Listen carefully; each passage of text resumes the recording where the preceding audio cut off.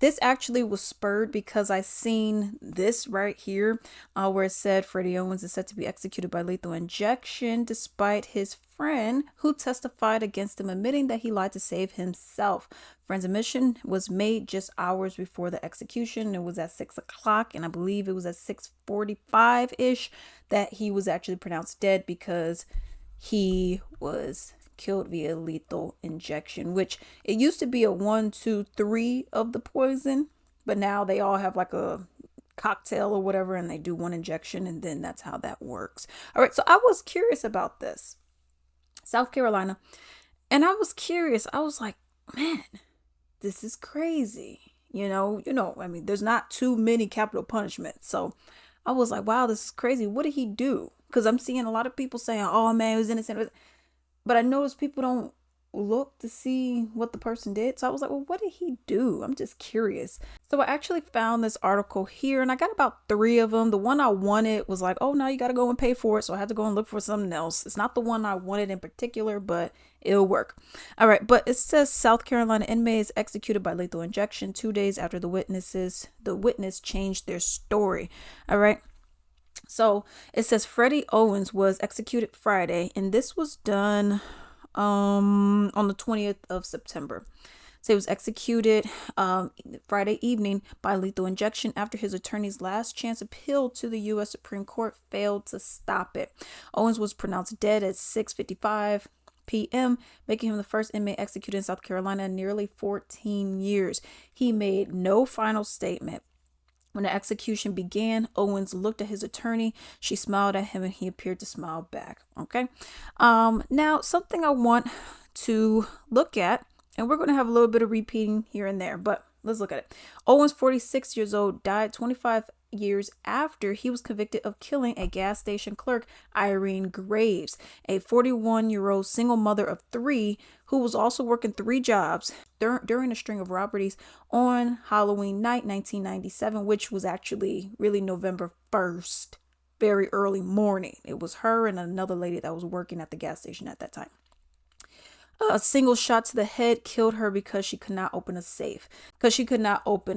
So I'm going to get into it because I have an article, but essentially what happened was him and his homeboy was like, ooh, let's go rob some people. So they went to a gas station. There was one employee there at the time because the other one was doing something with the ice machine, I guess refilling it. So one employee was inside, and this happened to be Irene. He says, give me some money.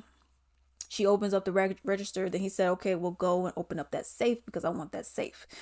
And it jammed. Whatever the reason was, it could not open. Obviously, she was willing to open up the cash register, but she wasn't able to do this one. It jammed, whatnot. He shot her in the head. So that's what ended up happening. And now the story is kind of being flipped and switched by his friend who he went and said, oh, that didn't happen. I just said that because I took a plea deal. So you found out that his girlfriend at the time, his friend or friends, all of their stories were matching up because they said he told us that this happened. He was bragging about murdering this lady and how much money he got. And y'all, when y'all see how much money he got, you're gonna be like, really? But it was like almost nothing. It was less than $100. So you're over here doing all this kind of stuff, and you're bragging about it, and then when you get locked up and they're like, okay, we're just gonna kill you. Now it's like, oh, now some people wonder, well, why did the friend not come out sooner? Because the friend was probably thinking they ain't really gonna kill him. And then when they're like, no, we actually are. I mean, because it's 27 years later. Okay, I mean, come on, you probably gonna forget or be like, whatever, I don't care about that dude no more, whatever. But probably felt that guilt, like, ooh, I was there too, So let's go ahead and actually look at this story right here. This is from 1999. Greenville murderer condemned by jury. A jury imposed a death sentence on a Greenville man Wednesday, hours after he confessed to killing a fellow jail inmate for needling him about his murder conviction.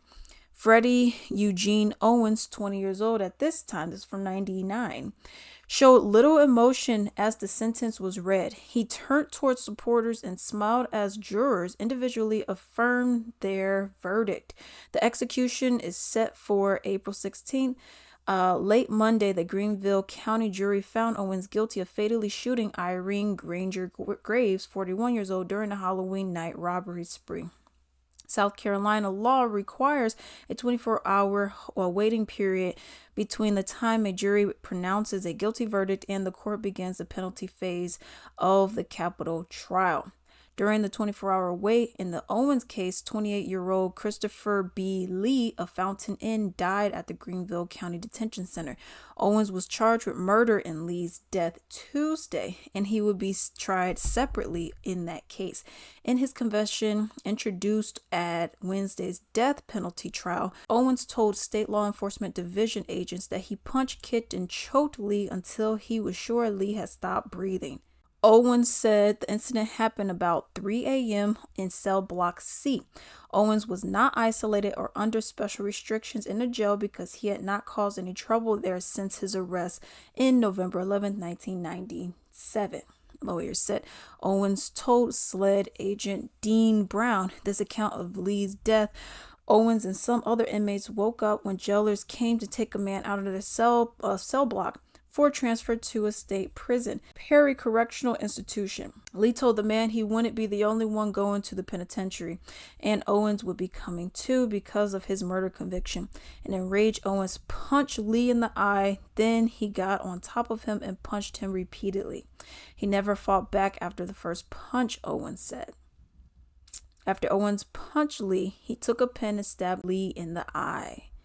Owens said he tried to stab Lee in the chest and throat as well, but the pen wouldn't go in. He then choked Lee and slammed Lee's head into the floor. Lee began to bleed from the mouth, and Owens stamped on Lee's head and body. While he was on the floor striking Lee, Owens found a cigarette lighter under the bunk, and he used it to burn Lee's eyes. Before I continue, you're going to then tell me that you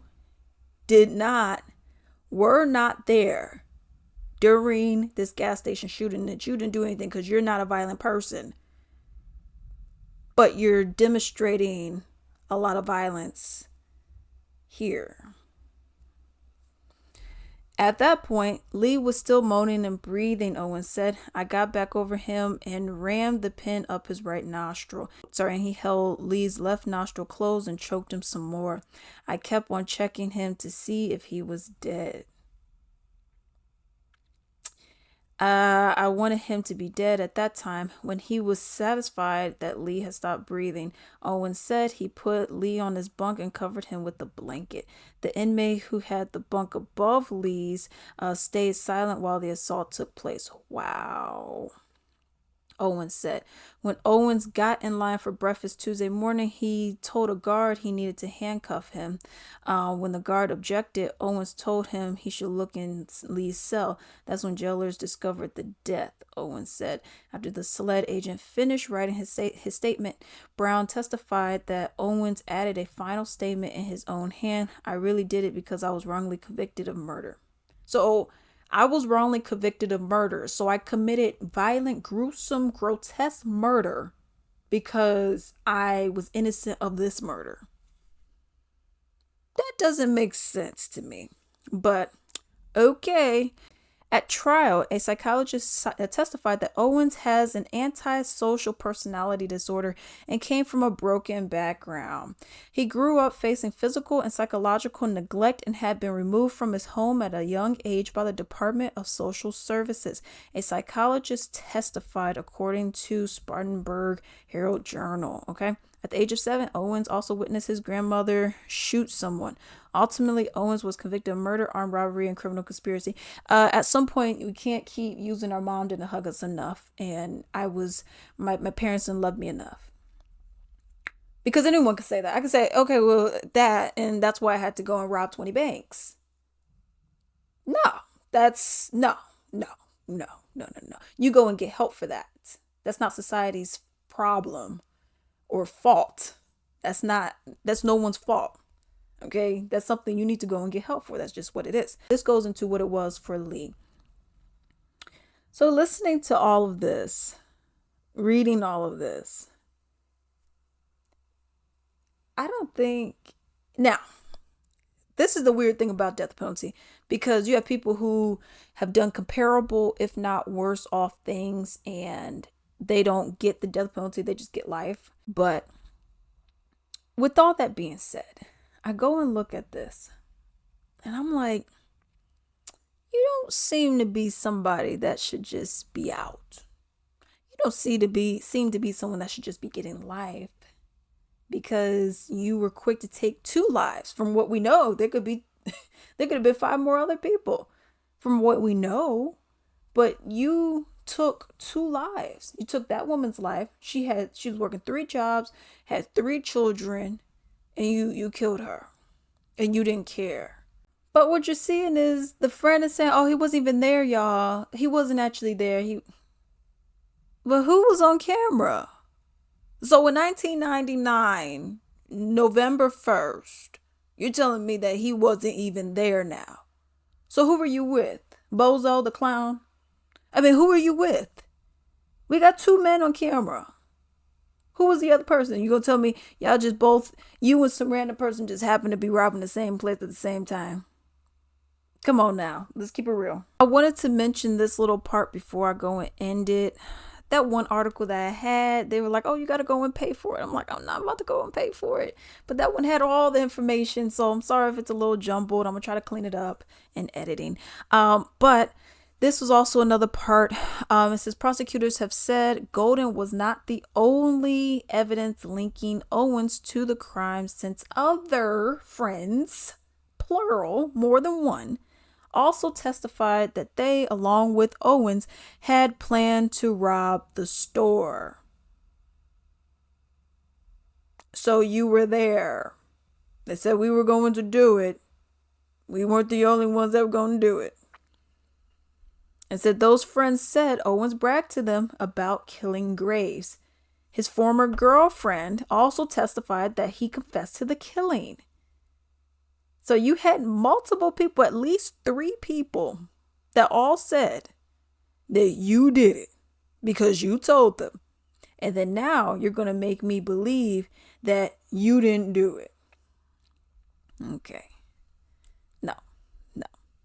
This is why it's also important to look and see and try to form an opinion of your own, because you could just go and take off and run, be like, yeah, he innocent, but then it's like when you really look at it, it's like, is he though? I don't know. Let me know what y'all think down below. Hello. I would greatly appreciate it if you can actually support my little small business called Latrice Limited. It is on latricelimited.com. So as you can see right here, I actually sell candles and a wide variety of other items as well. This is my big forehead, okay?